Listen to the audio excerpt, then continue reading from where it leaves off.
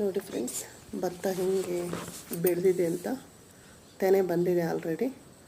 ಇದು RNR ಭತ್ತದ ತಳಿ ಅಂತ ನಮ್ಮ ಮಲೆನಾಡು ಸೈಡ್ ಹಾಕಿದ್ದೀವಿ.